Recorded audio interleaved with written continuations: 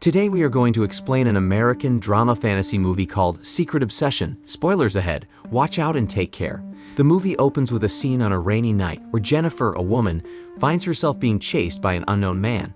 In her desperate attempt to seek help, she tries dialing 911, but her call proves unsuccessful as it doesn't connect. Spotting a white pickup truck approaching, she quickly flees from the area and seeks refuge in a nearby public restroom. As the mysterious man inspects the restroom stalls, Jennifer seizes the opportunity to escape and navigates her way back to her car.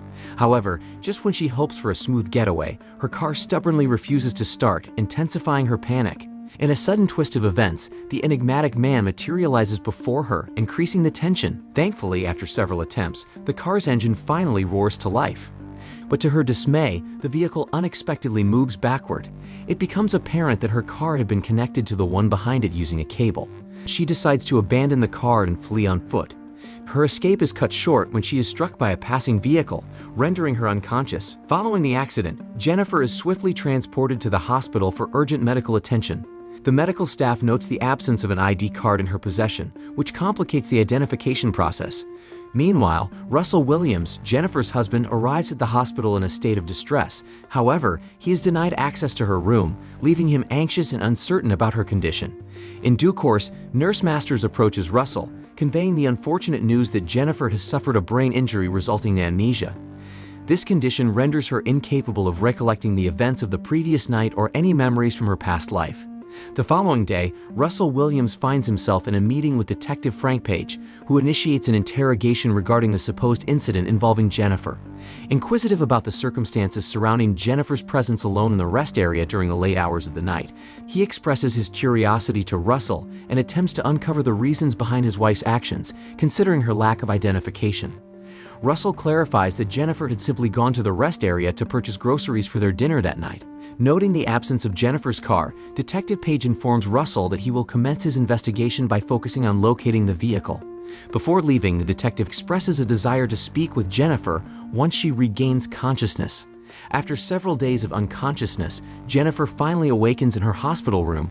Moments later, Russell enters the room. However, Jennifer's amnesia causes her to feel overwhelmed and distressed. Understanding her confusion, Russell introduces himself and reveals that her name is Jennifer Williams. In an effort to trigger her lost memories, he shares photographs of their shared experiences and life together. As Russell recounts their past, mentioning their previous employment at the same location, Jennifer's curiosity grows, and she expresses enthusiasm in learning more about their history. She also expresses interest in discovering information about her parents, seeking to fill the gaps in her memory. Russell's face softens with sympathy as he delivers the heartbreaking news that Jennifer's parents tragically perished in a fire 2 years prior. Understanding the weight of this revelation, he offers comfort and reassurance to his wife during this difficult moment. Meanwhile, Detective Page continues his investigation, focusing on the driver responsible for hitting Jennifer on the previous night. During the interrogation, the driver asserts that he didn't see anyone else present at the time of the accident. However, he recollects an important detail, and he recalls the presence of a white pickup truck connected to the car by a cable at the time of the collision. This newfound information strikes him as peculiar, as he had just recently remembered this crucial detail. The scene transitions to an unfamiliar man arriving at the hospital with a bouquet of flowers, intending to meet Jennifer. However, the nurse adheres to the policy of only allowing family members to visit her at that moment. Russell watches the encounter from a distance.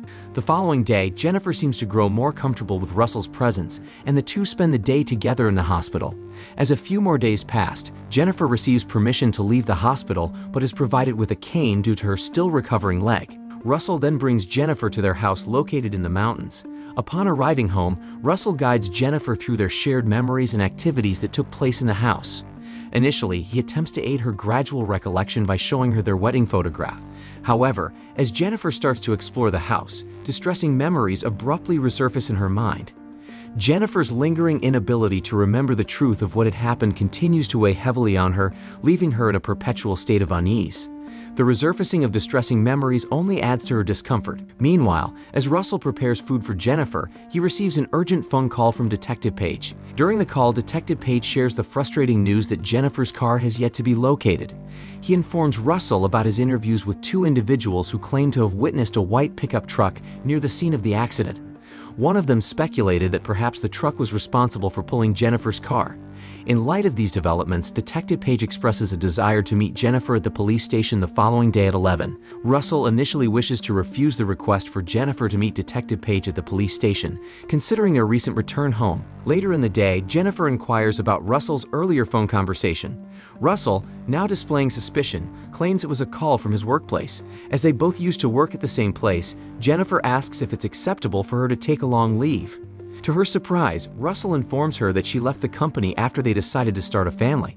Regarding their friends, Russell explains that they seldom see them since moving to their new house. He reassures Jennifer that he will buy her a new cell phone, as the police have yet to find her missing one. The scene shifts to the man who previously visited the hospital with flowers. Just as he is about to enter the house, Russell suddenly appears from behind and questions the man's intentions in sending the flowers. Without delay, Russell's demeanor takes a dark turn, and he reveals his psychotic nature by attacking and ultimately killing the man, driven by his possessiveness and unwillingness to allow anyone else near his wife.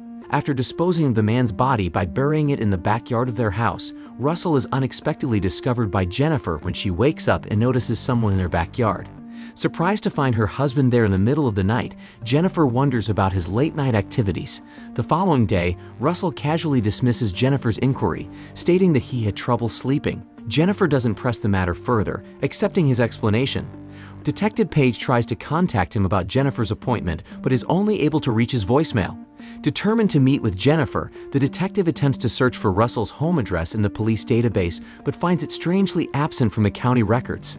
Consequently, Detective Page requests his colleague to trace Russell's cell phone number to gather more information. Continuing his investigation, Detective Page visits the hospital and meets with Nurse Masters.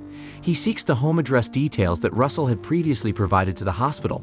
Meanwhile, Jennifer, left alone at home, spends her time reminiscing over old photographs of herself and Russell. As she smiles and recalls their wedding day, her joy abruptly fades when she encounters a particular photograph that triggers an unsettling reaction. This discrepancy raises her suspicions, prompting her to go downstairs and investigate further by checking Russell's laptop. Despite attempting various passwords, including her own full name, she fails to gain access. Shortly after, Russell returns home, presents her with the new cell phone he purchased. However, when she turns it on, she realizes there is no signal due to their remote location in the mountains. Meanwhile, Detective Page visits the address provided by Russell to the hospital. To his surprise, he discovers that the house does not belong to Russell Williams but to someone else entirely. The resident is unfamiliar with Russell and Jennifer Williams, raising further doubts and confusion. Detective Page contacts his colleague, contemplating how Russell managed to arrive at the hospital when the hospital had no contact information for Jennifer's family to notify them about her accident. Following the officer's update on Russell's burner phone, Detective Page faces another obstacle in tracing the phone number. The situation further complicates the investigation. Detective Page requests surveillance footage and discovers Russell's pickup truck was present on the night of Jennifer's accident. He visits a tattoo parlor and learns the tattoo in the photo represents the name Allen. Investigating Jennifer's former address, he finds her parents' murdered bodies.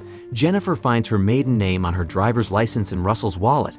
Detective Page learns that Jennifer and Russell quit their jobs, and a photo reveals Ryan Garrity posing as Russell. Detective Page discreetly asks for any contacts that could help him locate Ryan Garrity without disclosing the details of the ongoing investigation. Jennifer hurriedly makes her way to Williams' office and discovers that the password for the laptop is her maiden name. As she gains access, she witnesses Ryan engaging in his photo editing process and stumbles upon the original unedited photo of Russell Williams. Memories flood back, and Jennifer realizes that Ryan is the person responsible for her traumatic experiences. Jennifer desperately tries to contact someone for help, but the severed internet cable and tampered cell phone hinder her efforts. Ryan attacks her near the spot where he buried a body, knocking her unconscious. She wakes up in her bedroom, questioning Ryan about her husband. Ryan chains her leg and leaves to gather supplies. Jennifer frees herself and finds her cell phone in her car, discovering the body in the trunk. When Ryan returns, she hides and he becomes suspicious. Detective Page arrives and Ryan reluctantly lets him in. They discover the Williams family nameplate switched. Ryan incapacitates the detective. Jennifer is taken back to the room, but she managed to burn the ropes and escape. She also strikes Ryan and falls down the stairs in an attempt to escape. Ryan gives chase and Detective Page breaks free. Jennifer tries to hit Ryan, but fails and falls once more. Detective Page pushes Ryan to the ground and Jennifer finishes him off. 3 months later, Jennifer visits Detective Page, who is moving on. He gives her a letter from Russell Williams expressing eternal love. Subscribe to see more videos like this, turn on notifications, and leave a like to help the channel out. Thank you for watching.